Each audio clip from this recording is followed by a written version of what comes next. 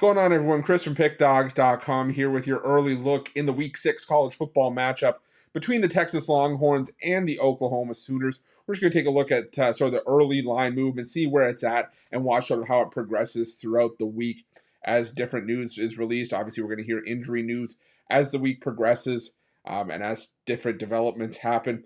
This is going to be a game that we'll likely talk about on our Thursday college football show with myself, Mitch, and Ron Romanelli. We'll have a video for you guys for this game on Friday, and we're also probably going to talk about it as well on our Saturday morning live show in conjunction with The Sauce with myself, Mitch, Jay Briggs, and Kyle Kerms. But let's take an early look at where this Red River rivalry matchup is at for 2023. It's going to be a fantastic matchup between two teams that have really come out of the gate strong, two teams that are 5-0 straight up, with the Texas Longhorns 3-2 against the spread after earning a 40-14 win over Kansas last week. It was sort of, for me, where the rubber met the road. Would we see Kansas get revenge over Texas after Kansas got stomped out in 2022 with possibly the best roster they had in years?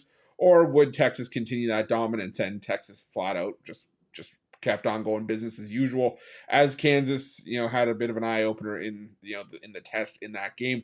Oklahoma, on the other hand, I thought they were going to get caught looking ahead to this matchup, but they just came out flying against Iowa State.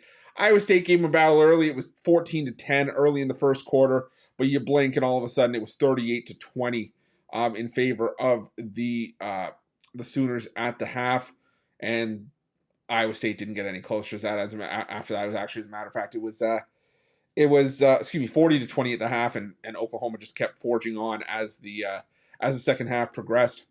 And now it's about Oklahoma sort of figuring out, what are we going to see from Oklahoma? You've played the likes of Arkansas State, Tulsa, Cincinnati, SMU, and now Iowa State. So this is obviously going to be the toughest test that Oklahoma's had this season.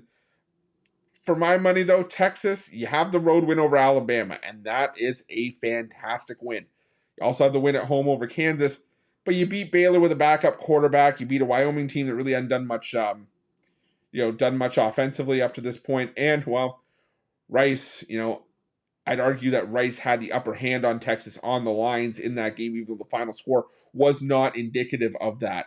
But you just look at sort of how these teams match up against one another.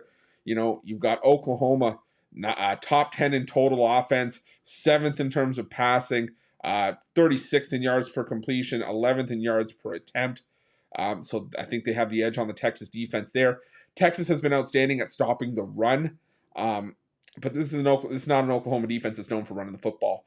They like airing it out, and I think this Oklahoma offense is going to be able to do that.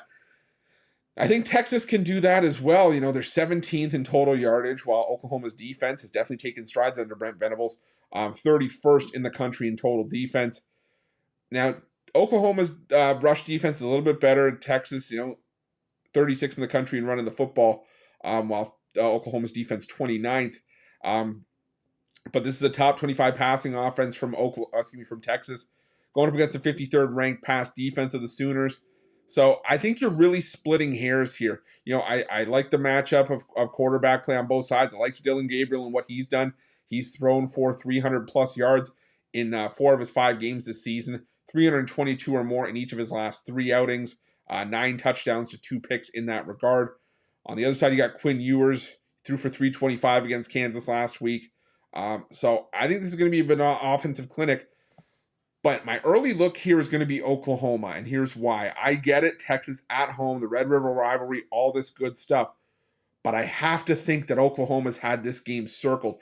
Texas has had this game circled because it's the Red River rivalry. Of course, you're going to keep this game circled and keep your focus on it as one of the marquee dates on your calendar. But you got to remember, Texas won this game 49-0 last year against an Oklahoma team that was in shambles last year. They were still trying to figure out what they were. And Texas came in, showed no mercy, and absolutely ran roughshod all over the Sooners in that game.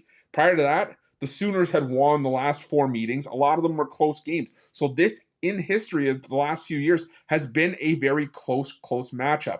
You look at 2021, 2020, 2019, all one-score games, even 2018, 17, 16, 15, all games that were one-score games. You know, the 2020 matchup needed overtime.